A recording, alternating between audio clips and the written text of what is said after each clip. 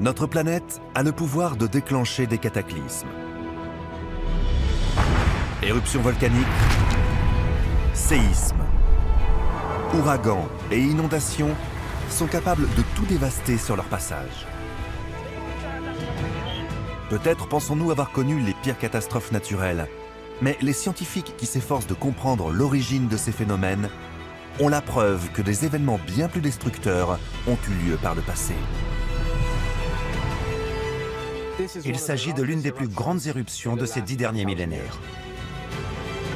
Et tout porte à croire que des cataclysmes aussi meurtriers risquent de se reproduire.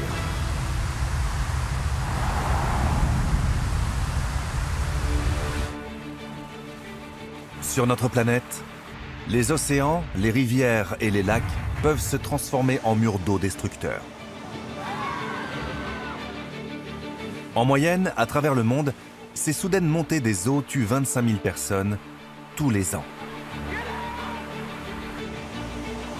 En 2016, suivant l'ouragan Matthew, une onde de tempête s'abat sur la côte sud des États-Unis. Elle emporte routes et maisons et tue 52 personnes. Quelques mois plus tôt, des crues subites dans le Maryland et la Virginie occidentale avaient fait 28 victimes et laissé 40 000 personnes sans électricité. En 2004, un tsunami meurtrier s'abat sur l'Asie du Sud-Est, faisant 200 000 victimes. Les dégâts matériels, eux, s'élèvent à plus de 10 milliards de dollars.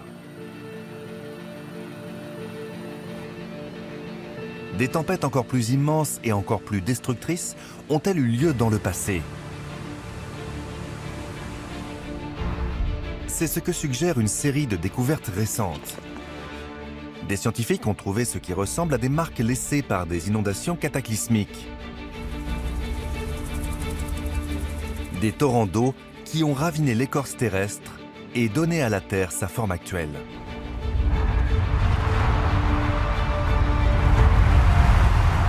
Ça a complètement changé le paysage. Personne n'a jamais vu quelque chose d'une telle ampleur.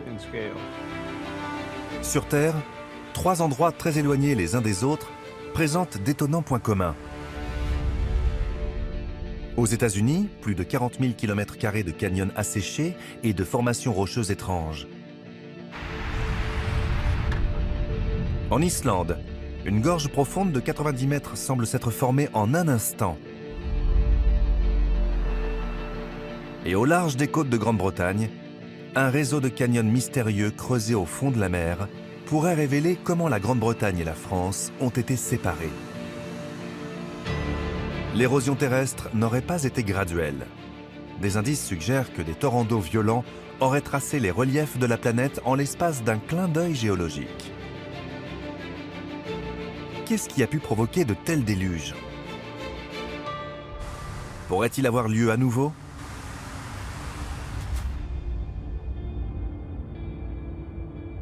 La piste commence ici, dans le nord-ouest de l'Amérique. Les plaines de l'État de Washington s'étendent sur des centaines de kilomètres. Puis soudain, le terrain change. Les étendues plates font place à des gorges à pic, profondes de 300 mètres pour certaines. Des îlots rocheux de la taille d'immeubles de 30 étages se démarquent nettement dans le paysage, alors qu'ailleurs, des dépressions étranges, des cavernes géantes, s'enfoncent à 15 mètres dans le sol. C'est la région des Scablands, des terres abîmées, nommées ainsi par des colons pour qui la zone semblait être recouverte de croûtes ou de plaies.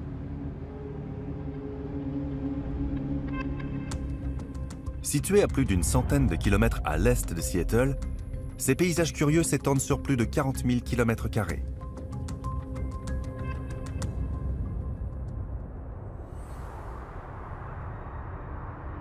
Depuis plus d'un siècle, les géologues essaient de comprendre ce qui a bien pu créer les Scablands. Quand un géologue découvre un paysage, c'est un peu comme quand un inspecteur découvre une scène de crime. La procédure est la même. La première chose à faire, c'est chercher des indices.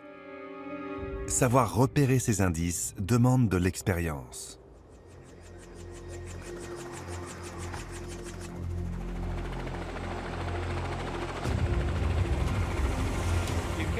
Il n'y a qu'en hauteur qu'on peut vraiment observer la zone. Cette région-là des Scablands doit faire entre 45 et 65 km. C'est très très vaste. C'est justement la taille de ce territoire qui a d'abord fait penser aux géologues que les Scablands s'étaient formés lentement, que la roche avait mis des millions d'années à s'éroder au gré des rivières, du vent et de la glace. Au cours des différentes périodes de glaciation, alors que les températures chutaient, des calottes glaciaires et des glaciers ont creusé des vallées entières dans la roche, comme celle du parc national de Glacier dans le Montana.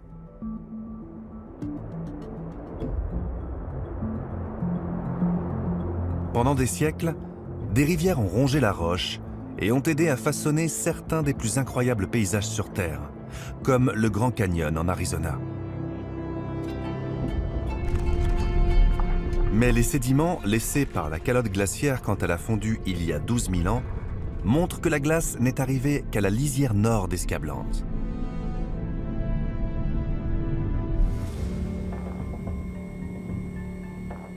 Vic Baker pense que les Scablands résultent du passage de violents cours d'eau dans la région. L'indice, ce canyon incurvé. Depuis les airs, on voit que ce canyon a la forme d'un fer à cheval. Les chutes d'eau ont à peu près la même forme. Les chutes du Niagara et plein d'autres grandes cascades ont la même forme de fer à cheval. Et c'est pour cette raison que ce genre de canyon porte le nom de chute sèche. Longue de 5,5 km, cette formation fait 5 fois la taille des chutes du Niagara et est 2 fois plus haute.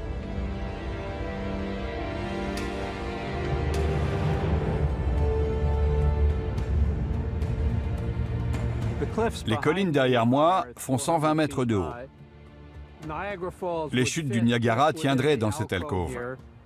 Il y a une deuxième alcôve de taille similaire et une troisième encore plus grande qui s'étend sur des kilomètres à l'est.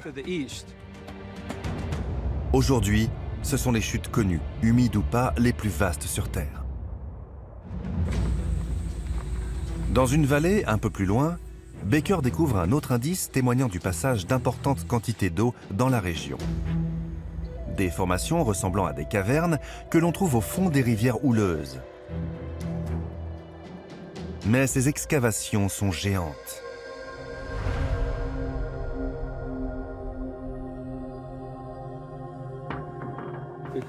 Celle-ci doit faire 15 mètres de profondeur. Les trous au fond des rivières font la taille d'un être humain. Là-dedans, on pourrait faire tenir plusieurs éléphants. Tout porte à croire qu'une quantité importante d'eau a déferlé dans la région. Mais aujourd'hui, l'eau a disparu. Les rivières les plus grandes de la région sont la Serpent River et la Columbia River. Baker ne pense pas qu'elles aient joué un rôle dans la formation des Scablands. La rivière Columbia est à 50 km d'ici au nord et n'est pas assez grande pour créer ce type de formation. La Serpent River est elle aussi trop petite pour creuser des cavernes et des chutes de cette taille. Il n'y a qu'un événement spectaculaire qui pourrait expliquer l'arrivée d'un tel volume d'eau aussi vite. Alors, par où est arrivée cette eau? Des scientifiques sont en train de découvrir de nouveaux indices expliquant peut-être comment les Scablands, dans le nord-ouest de l'Amérique, ont été créés, à 5500 km de là, en Islande. Cette île, située à la limite du cercle arctique, est une terre de feu et de glace.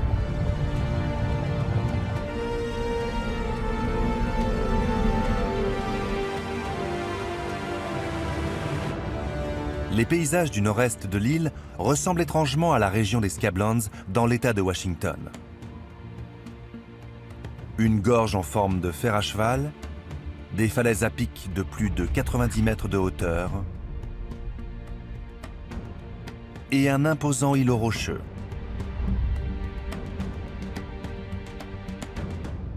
Voici le canyon d'Asbirgi.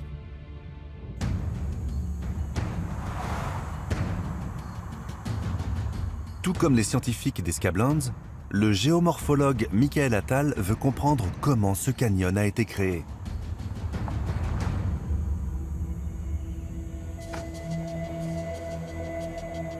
On dirait vraiment une chute d'eau asséchée. Avant, il y avait une cascade ici, mais elle n'est plus là aujourd'hui. Ce canyon en forme de fer à cheval ressemble tellement au canyon des Scablands que le scientifique pense qu'ils ont tous les deux été formés de la même façon.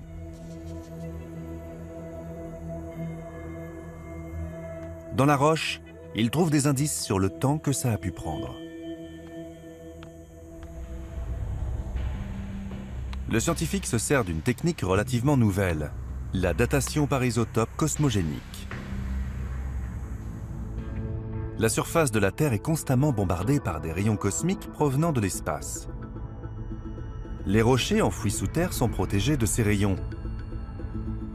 Ces falaises, elles, sont exposées.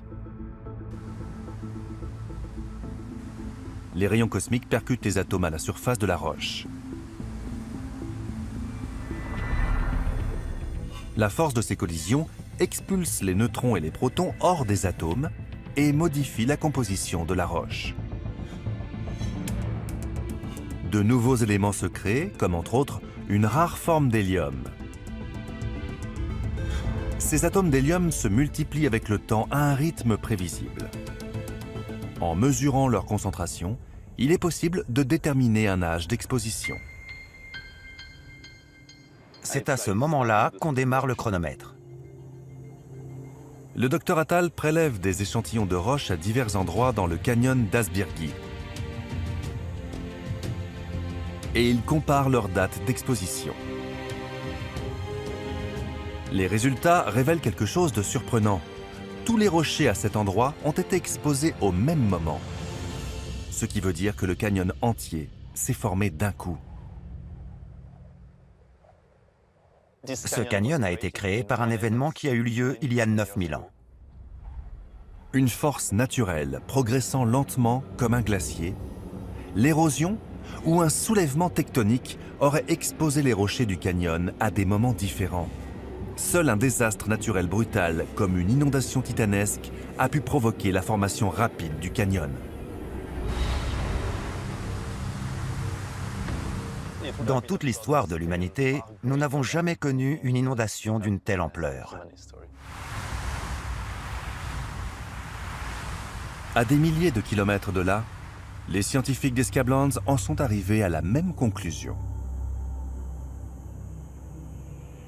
Tout porte à croire que les indices que nous avons trouvés ici indiquent qu'il y a eu vraisemblablement une inondation catastrophique dans la région. Qu'une inondation, aussi grande soit-elle, ait pu créer ces vastes paysages semble impossible.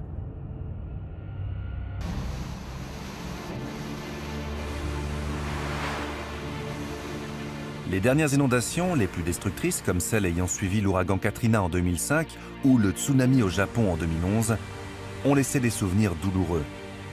Mais ces deux événements n'ont eu qu'un très faible impact sur la croûte terrestre, loin de ce qu'on peut observer en Islande ou dans les Scablands.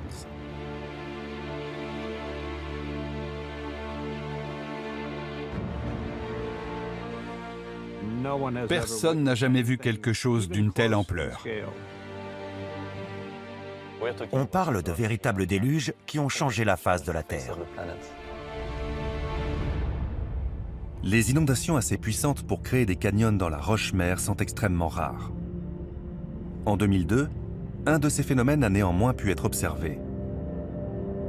Le 4 juillet, après le passage d'une violente tempête dans le centre du Texas, le canyon Lake Reservoir, un lac de barrage, commence à déborder.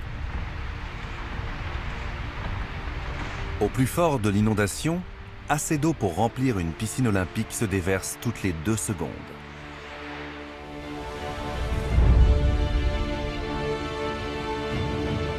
Quand les eaux finissent par se retirer, elles révèlent une toute nouvelle gorge taillée dans la roche sur 7 mètres de profondeur et sur plus de 2 kilomètres. Cet événement est la preuve que certaines inondations peuvent transformer un paysage en l'espace de quelques jours, pourvu que le volume d'eau déversé soit important et rapide.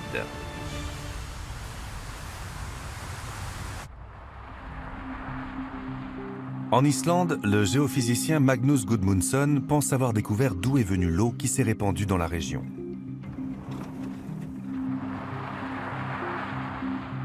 À 160 km au sud d'Asbyrgi se trouve la calotte glaciaire du Vatnajökull, le glacier le plus volumineux d'Europe. Le Vatnajökull partage quelques similitudes avec les glaciers de la dernière période glaciaire qui a pris fin il y a 9000 ans. L'eau responsable de la formation du canyon de l'Asbyrgi n'a pu venir que de ce glacier.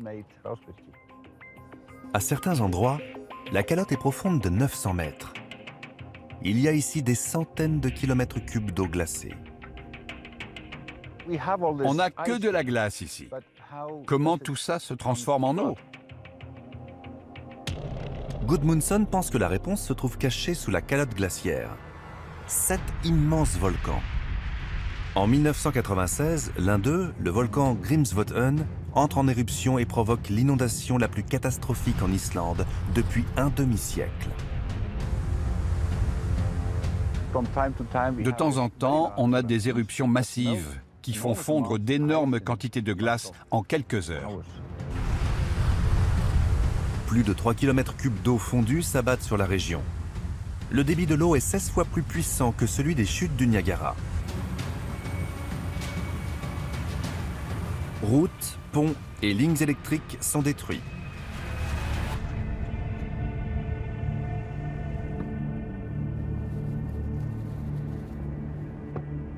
Aujourd'hui, Gudmundsson et son équipe procèdent à des mesures. En calculant l'élévation et le mouvement de la calotte, les scientifiques découvrent qu'il y a toujours un lac d'eau fondue sous la glace. On est sur une plateforme glaciaire qui flotte sur un lac.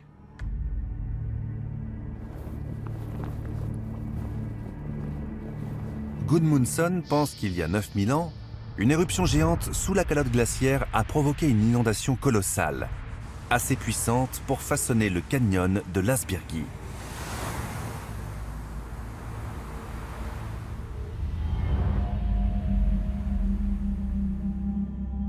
Une série d'événements semblables aurait-il pu provoquer une inondation assez massive pour former les Scablands en Amérique du Nord?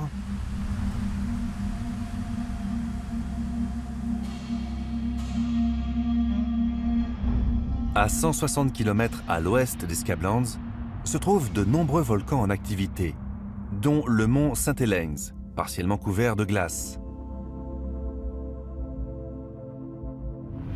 En 1980, le mont St. Helens entre en éruption. La chaleur est telle que la glace autour de son cratère fond, entraînant la formation d'énormes coulées de boue.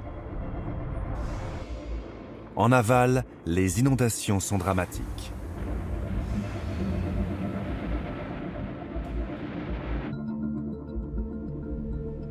Mais même si toute la glace de ce volcan avait soudainement fondu, ça n'aurait pas été assez pour creuser la roche sur 40 000 km².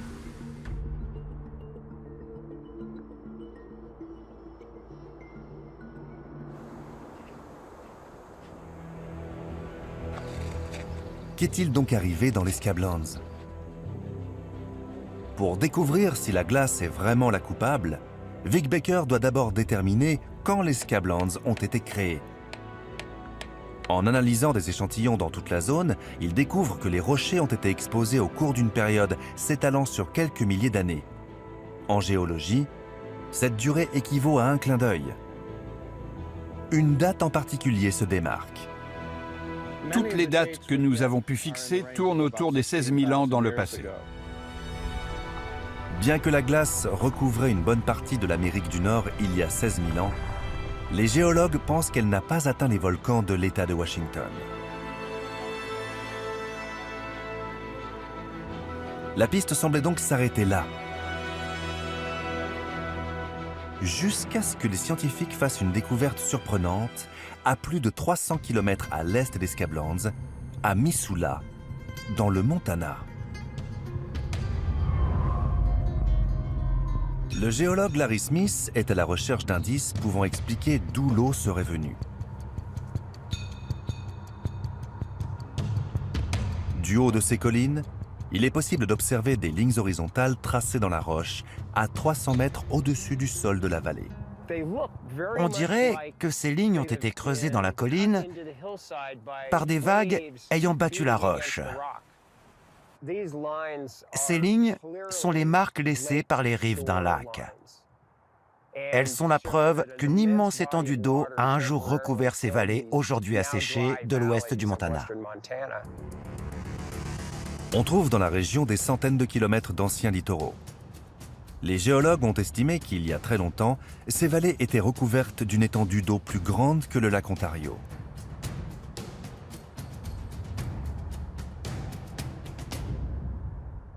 Il faut s'imaginer qu'il y avait un lac ici. Devant nous, il y avait une sorte de plage ou un littoral.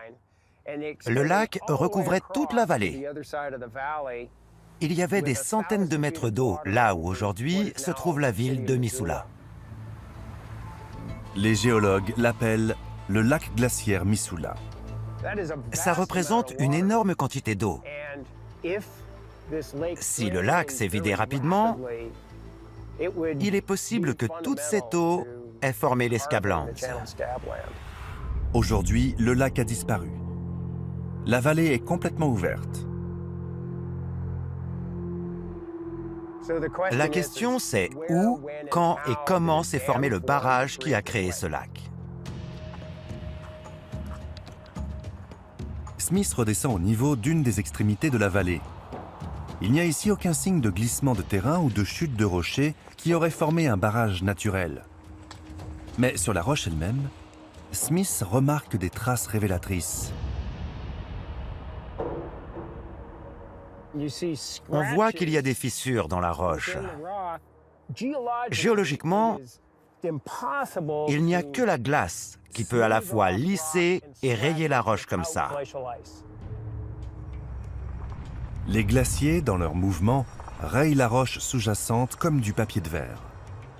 Ces stries sont donc la preuve que durant la dernière glaciation, un glacier était présent dans la vallée. En cartographiant les rochers striés, les géologues ont découvert que la vallée de la rivière Clark Fork avait un jour été obstruée par un bloc de glace de 37 km de large et 800 mètres de profondeur. Larry Smith pense que c'est ce barrage de glace qui a créé le lac Missoula. La glace a bloqué l'écoulement de la rivière Clark Fork. Comme l'eau n'avait nulle part où aller, elle s'est accumulée à cet endroit et a fini par former un lac dans la vallée. Tous les indices suggèrent qu'il y avait ici un énorme réservoir d'eau retenu par un glacier géant.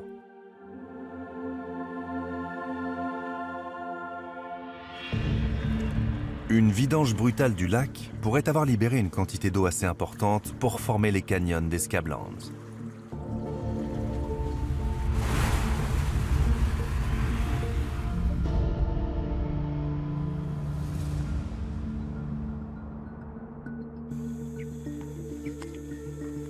L'idée qu'il ait pu y avoir un lac ici qui se serait vidé brutalement expliquerait une autre caractéristique du paysage.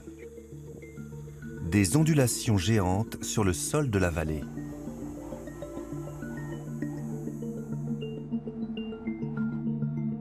Ces petites collines ont été façonnées par les ondulations du courant. Elles montrent que l'eau s'est écoulée dans cette direction, au loin. Les ondulations comme celle-ci sont créées par le courant. On peut observer le même type de phénomène lors des marées montantes et descendantes. Plus le courant est rapide, plus les ondulations sont grandes et espacées. Ces collines sont géantes. Elles sont séparées par des centaines de mètres et font plusieurs dizaines de mètres de haut.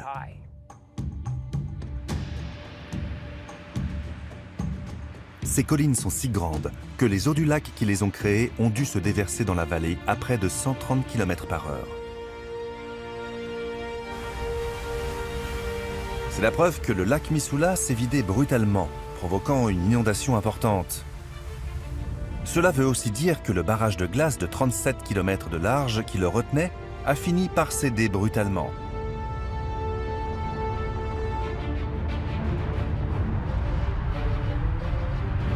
Comment un barrage de glace de cette taille a-t-il pu s'effondrer si soudainement?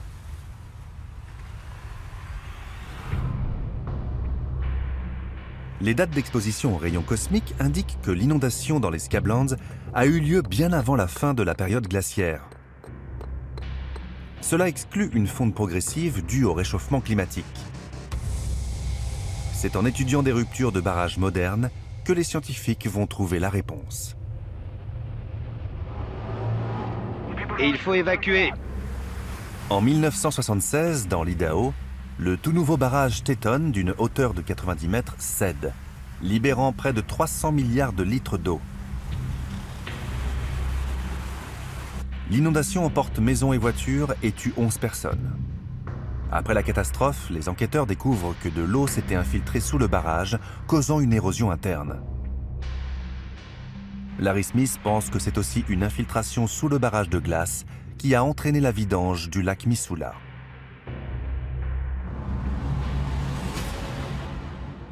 Le lac devait faire environ 600 mètres de profondeur.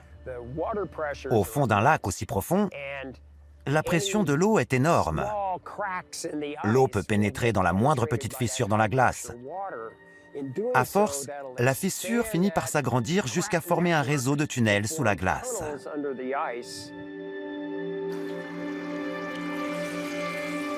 L'eau du lac a commencé à s'écouler à travers ces tunnels de plus en plus vite, jusqu'à ce que tout le barrage de glace s'effondre brutalement.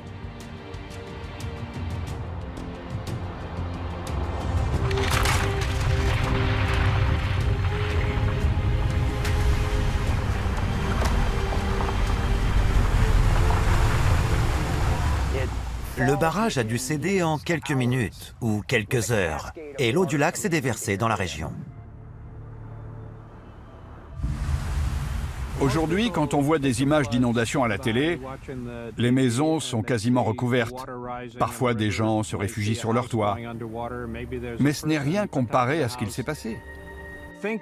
Il faut imaginer que ces mêmes maisons auraient été submergées par de l'eau sur des centaines de mètres de haut. En rassemblant toutes leurs trouvailles, les scientifiques sont maintenant capables de déterminer l'ordre précis des événements. Il y a environ 16 000 ans, l'immense barrage de glace retenant le lac Missoula a cédé, libérant brutalement 2500 km3 d'eau.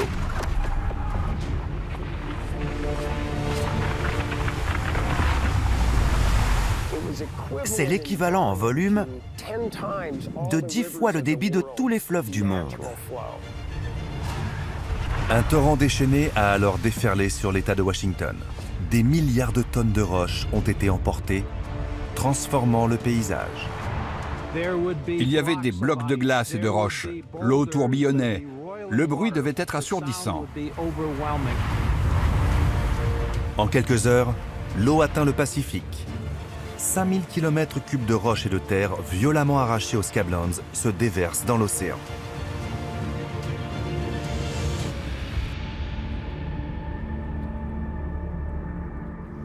C'est assez incroyable de penser que le paysage a été complètement transformé en l'espace de quelques jours.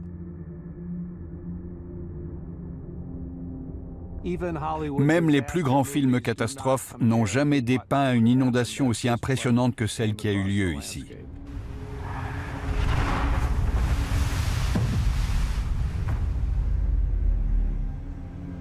Des dizaines d'années de recherches géologiques ont permis de confirmer qu'il y a bien eu de gigantesques inondations soudaines, à la fois dans le nord-ouest de l'Amérique et en Islande. Cette découverte va aider les scientifiques à résoudre un autre mystère à des milliers de kilomètres de là.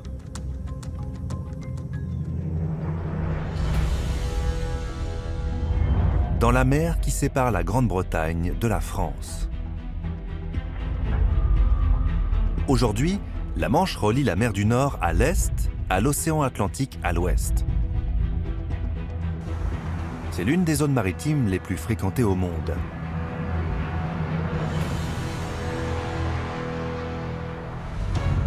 Sur la côte sud de l'Angleterre, les falaises blanches de Douvres surplombent la mer de plus d'une centaine de mètres.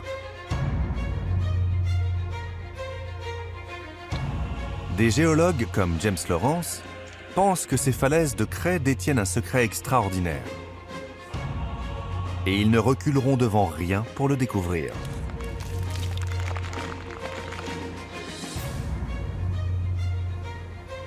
Ces falaises sont presque identiques à celles qui se trouvent de l'autre côté de la Manche, sur la côte nord de la France. Peu de gens savent que si on allait là-bas, en France, on trouverait les mêmes falaises de craie. Ces falaises se sont formées il y a 100 millions d'années, quand toute la région était recouverte par une mer tropicale. Cette mer ancienne regorgeait d'organismes microscopiques. Quand ils mouraient, leur squelette riche en calcium tombait au fond de la mer. Au fil du temps, les couches épaisses de calcium se sont compressées et transformées en craie, une roche calcaire. On retrouve exactement le même type de roche, déposée dans le même environnement, de ce côté de la Manche et de l'autre côté en France.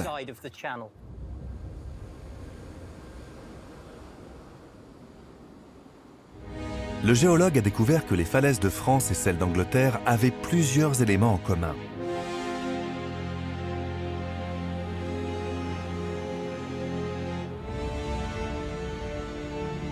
La craie blanche est striée de lignes horizontales constituées d'une roche sombre appelée silex.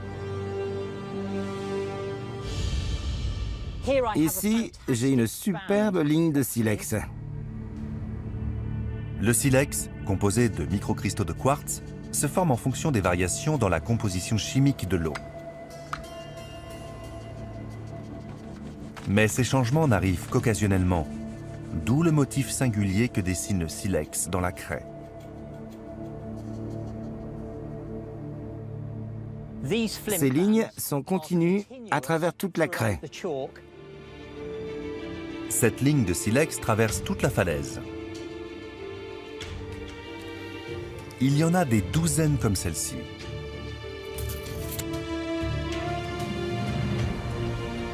Chacune a une hauteur différente. Ces lignes parallèles de silex forment une empreinte géologique unique dans la craie blanche.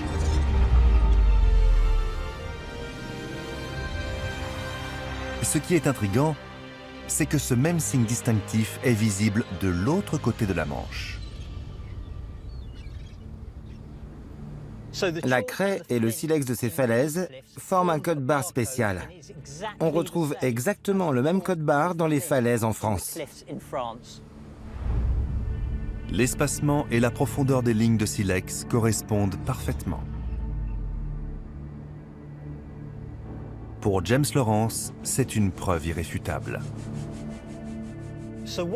Aujourd'hui, on sait qu'il y a très longtemps, l'Angleterre et la France étaient reliées par une arête de craie.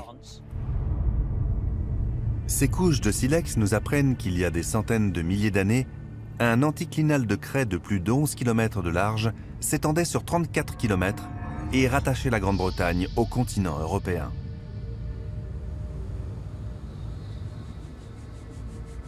C'est assez incroyable de penser qu'il y avait une masse terrestre, là où aujourd'hui il n'y a que de l'eau.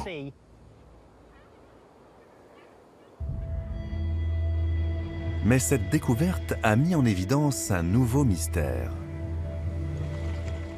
Quelque chose s'est donc passé et l'Angleterre et la France ont été séparées. L'Angleterre et la France étaient autrefois reliées. Mais alors, quelle force les a séparées ? Comment la Grande-Bretagne est-elle devenue une île ? Est-ce que tu me reçois? En explorant le fond de la Manche, la géologue Jenny Collier a trouvé un indice qui pourrait expliquer ce qui est arrivé à la bande qui reliait l'Angleterre et la France. 4, 5, 6, 10 mètres en un quart de seconde. Il y a un dénivellement abrupt dans la topographie qui correspond au bord d'une masse étrange. En mesurant la profondeur de la Manche avec un sonar, la géologue a découvert avec surprise un canyon escarpé taillé dans la roche-mère.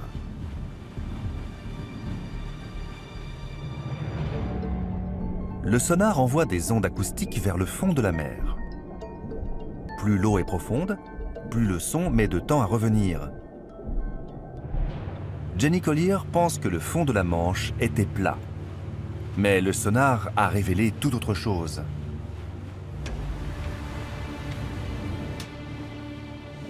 On a découvert qu'il y avait eu un paysage extraordinaire, ici, sous la Manche. Malgré l'importance mondiale de ce couloir de navigation, on ne savait encore récemment que peu de choses sur le fond de cette mer.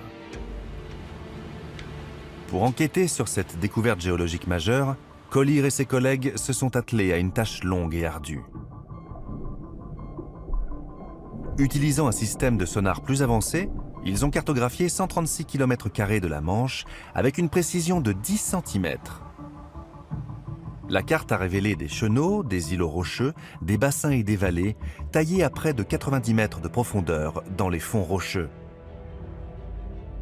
On n'a rien qui ressemble à ça ailleurs en Europe. Il n'y a qu'un seul endroit qui présente toutes ces caractéristiques.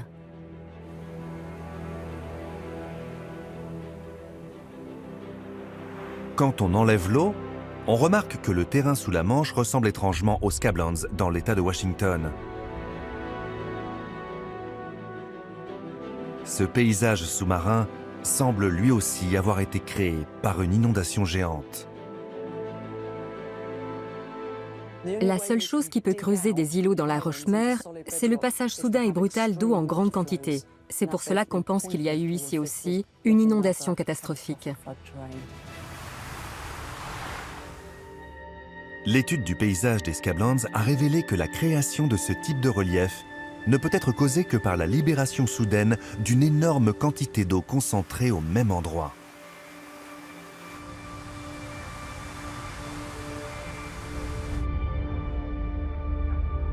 Aujourd'hui, la Manche coule entre deux mers ouvertes. Il semble impossible que de l'eau ait pu s'accumuler quelque part.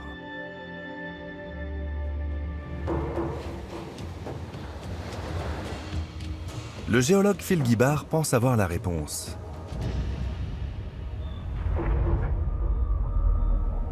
Il a trouvé des preuves à 190 km au nord de la Manche, sur la côte nord du Norfolk, au pied de ces falaises.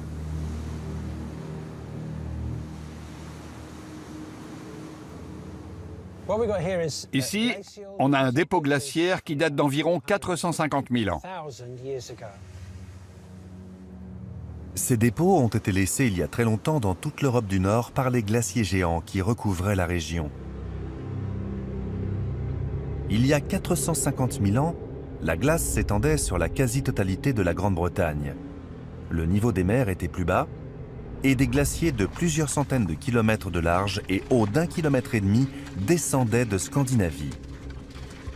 Ces glaciers formaient un barrage au nord du bassin de la mer du Nord.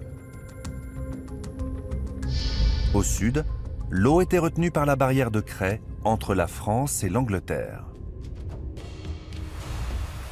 Phil Gibbard pense que l'eau fondue des glaciers et des rivières, se déversant dans le bassin de la mer du Nord, n'avait nulle part où aller et qu'elle s'est accumulée derrière la bande de craie en formant un immense lac.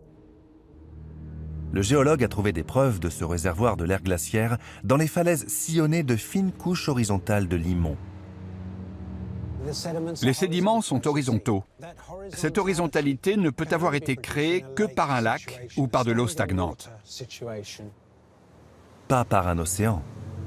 Gibbard a trouvé des formations similaires à d'autres endroits le long de la mer du Nord, certaines à 30 mètres au-dessus du niveau de la mer.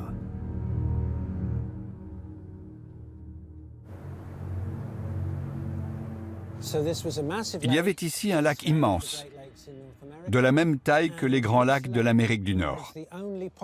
L'eau qui a créé le détroit du Pas-de-Calais n'a pu venir que de ce lac. Les indices suggèrent qu'en se vidant, cet immense lac glaciaire a formé le relief caractéristique que l'on trouve au fond de la Manche. l'inondation a été rapide et brutale. Pour que de telles formations soient creusées, l'anticlinal a dû céder très rapidement. Les scientifiques se demandent ce qui a bien pu se passer. Comment une masse rocheuse géante a-t-elle pu s'effondrer aussi soudainement?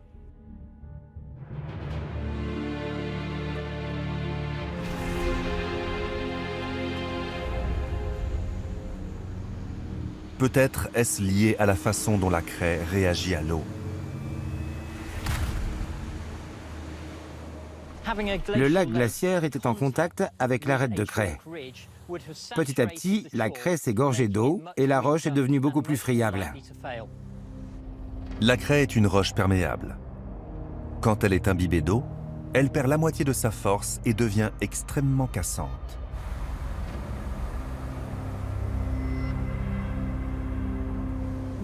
La craie est une roche fragile. Les falaises de craie sont donc souvent sujettes aux effondrements. Regardez derrière moi. Chaque année, la pluie et les vagues sont responsables de l'effondrement de milliers de tonnes de craie dans la Manche, érodant dramatiquement le littoral.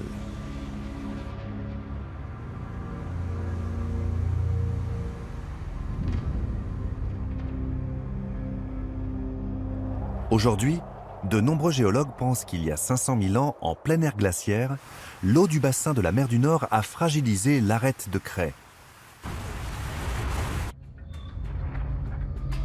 Le lac devenu trop plein, l'eau a commencé à déborder par-dessus l'anticlinal, provoquant l'érosion rapide de la craie déjà gorgée d'eau.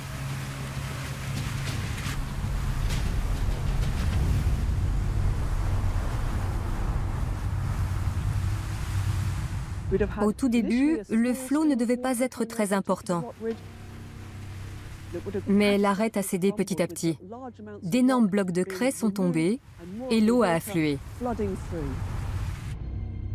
D'après la forme des reliefs détectés grâce au sonar, Jenny a pu estimer que l'eau s'était déversée au rythme d'1 milliard de litres par seconde. C'est presque 6 fois le débit d'écoulement du fleuve Amazon.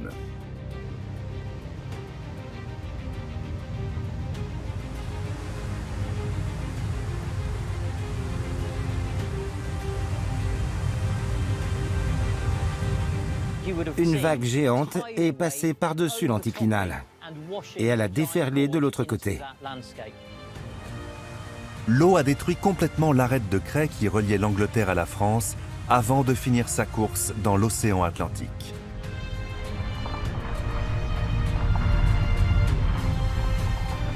Cette inondation gigantesque a créé la Manche et est à l'origine du processus d'érosion qui a fini par faire de la Grande-Bretagne une île.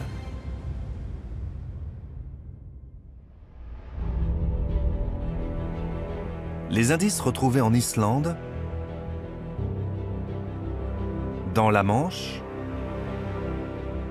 et dans les Scablands aux États-Unis montrent que des inondations plus grandes et plus dévastatrices que celles que nous connaissons aujourd'hui ont transformé la surface de la Terre. Ces inondations cataclysmiques ont façonné le paysage en l'espace de quelques jours ou semaines. Mais la question c'est, est-ce qu'une inondation de cette ampleur pourrait avoir lieu à nouveau? Toutes ces inondations ont été provoquées par le même événement, la libération soudaine d'importantes quantités de glace fondue.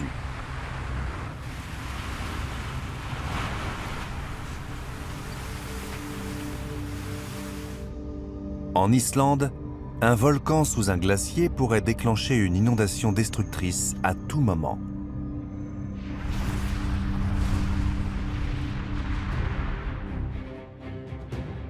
Heureusement, en Islande, très peu de gens vivent en zone inondable. Et le volume d'eau nécessaire pour créer des lacs glaciaires, semblables à ceux qui ont façonné le détroit du Pas-de-Calais et les Scablands, ne peut être atteint qu'en période glaciaire.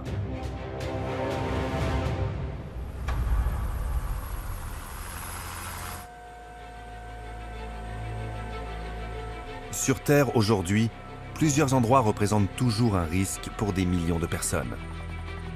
Les montagnes enneigées.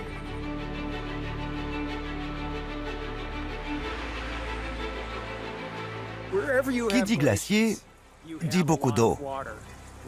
Quand on a des glaciers en montagne, les chances que des lacs glaciaires se forment sont élevées. Ces lacs entourés de glace sont instables et pourraient se vider de manière catastrophique. Le lac Missoula, qui faisait 2000 mètres de profondeur, était un cas unique. Mais certains de nos lacs glaciaires, qui font quelques centaines de mètres de profondeur, pourraient engendrer des inondations dangereuses et spectaculaires.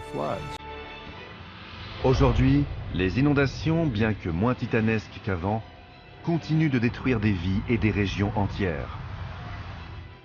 Les grandes inondations du passé ont transformé la surface de notre planète et le visage des continents. Les marques qu'elles ont laissées sont un rappel indéniable de leur pouvoir destructeur.